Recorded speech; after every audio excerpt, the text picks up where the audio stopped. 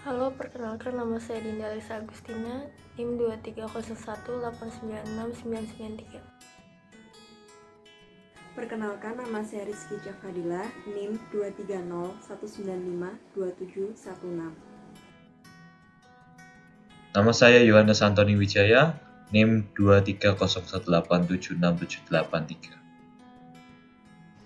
TCP adalah protokol yang memungkinkan sebuah komputer dapat berkomunikasi dan bertukar data menggunakan jaringan koneksi. TCP dipakai untuk aplikasi-aplikasi yang membutuhkan keandalan data. Karakteristik TCP, data yang ingin dikirimkan ke tujuan sesuai dengan urutan seperti ketika dikirim reliable.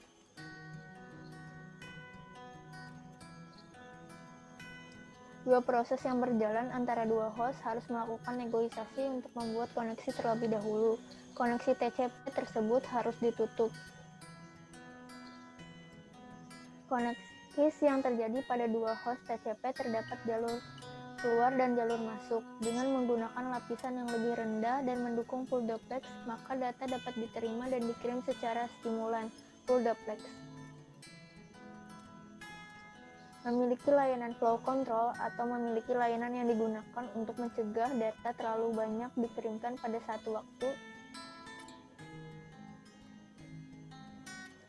Data yang berasal dari lapisan aplikasi dilakukan sebuah segmentasi.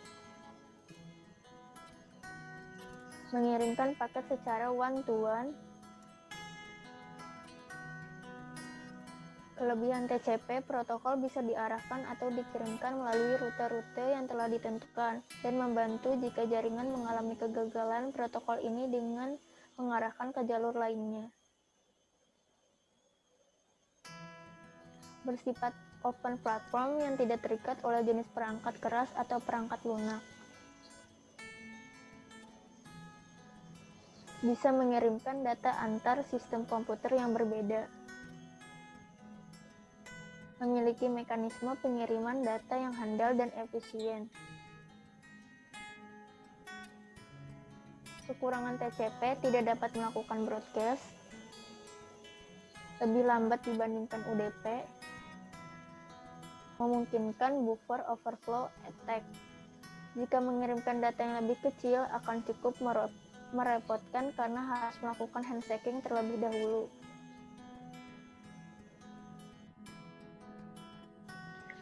UDP adalah protokol yang memungkinkan sebuah komputer dapat berkomunikasi dan bertukar data tidak menggunakan jaringan koneksi. Komputer pengirim dan penerima tidak perlu melakukan negosiasi saat akan melakukan pertukaran data.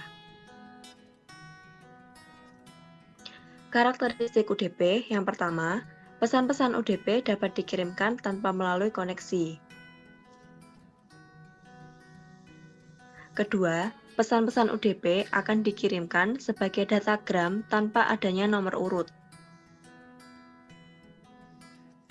Ketiga, UDP menyediakan penghitungan checksum berukuran 16 bit terhadap keseluruhan pesan UDP. Berikutnya, UDP menyediakan mekanisme ke sebuah protokol menggunakan TCP/IP. Kelebihan UDP, yang pertama dapat melakukan pesan broadcast. Kedua, hemat memori.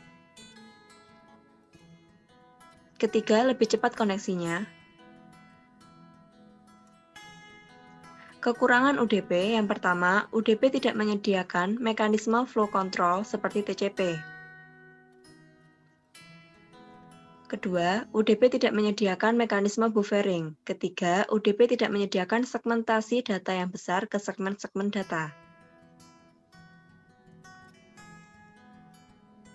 Cara kerja TCP dan UDP. Pertama, cara kerja TCP adalah data diagram dibagi-bagi ke dalam bagian-bagian kecil yang sesuai dengan ukuran bandwidth di mana data tersebut akan dikirimkan. Kedua, pada lapisan TCP, data tersebut lalu dibungkus dengan informasi header yang dibutuhkan, misalnya seperti cara mengarahkan data.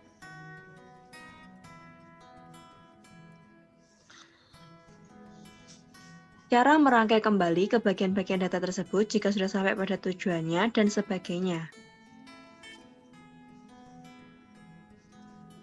Ketiga, setelah datagram dibungkus dengan header TCP, datagram tersebut dikirim kepada lapisan IP.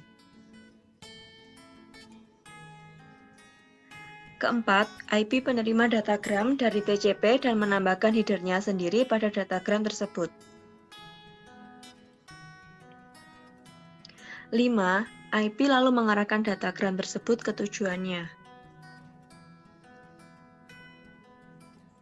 6. Komputer penerima melakukan proses-proses perhitungan. Ia memeriksa perhitungan checksum yang sama dengan data yang diterima. 7. Jika kedua perhitungan tersebut tidak cocok, berarti ada error sewaktu pengiriman dan datagram akan dikirimkan kembali. UDP 1. Paket yang berisi client port sumber memiliki bentuk file teks yang akan dikirimkan dalam UDP header. 2. Paket isi port client serta port sumber audio akan dikirim menuju server di UDP header.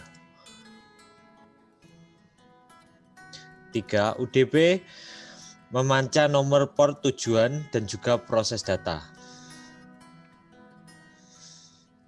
Paket asli memiliki port tujuan sehingga server bisa mengirim kembali data ke FTP client.